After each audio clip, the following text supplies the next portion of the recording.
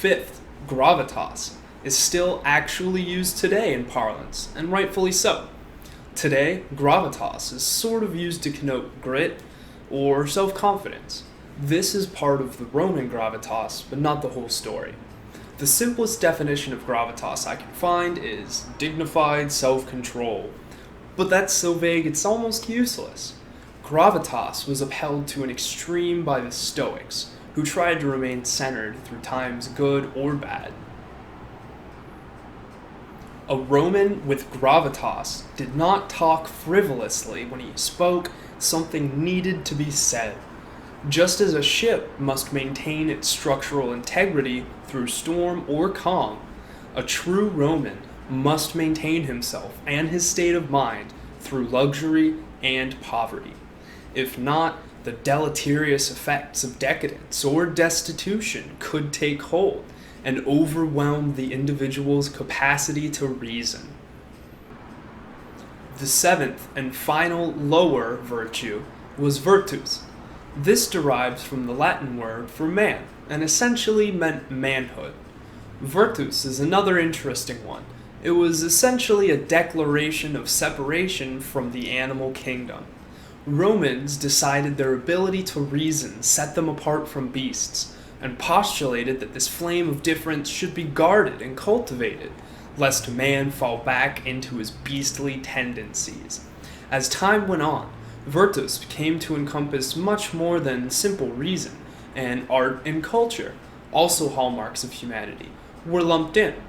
A Roman with virtus could use his rational mind to observe aesthetics, reproduce the beauty of nature and art, justify his morals and ethics in a coherent manner, and many other higher-order rational things. As Marius explains the horrors, the hallowed grounds of genocided peoples and Roman soldiers, their bloodlust for Rome and desire for shrunken head trophies, many of the commanders shudder, wince, or stick out their chests and display some kind of pride or arrogance. You, the ambitious Sulla, do as a good soldier should, looking ahead at attention while your field marshal and good friend, Marius, finishes his piece. By the time he is finished, half the commanders have stepped forward and half back, but you alone remain where instructed. Marius smiles and confirms his choice. Due to your display of gravitas, Marius declares you volunteered for the suicide mission. Congratulations, hope you're good with a sword. So, why am I defending Sulla? History is replete with civil strife and insurrections, and Sulla was not the first, nor last, to seize power through force. Sulla saw the corruption and disconnect of the elites of his time from the people, and felt compelled to do something to change that.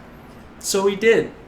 And here, in my opinion, is where Sulla's dignitas, an embodiment of Roman virtue, becomes clear. When most people install themselves as a dictator, Caesar, Cromwell, whoever, take your pick, they veil their intention for power with an intention for help or reform, and are deposed only through death. Sulla seized control, instituted his reforms, and made sure they stuck. He stepped back, admired his work, and decided it was good enough. He accomplished his goals that he had been pursuing exhaustively, and then abdicated his position as dictator to the superior authority of the Roman Senate.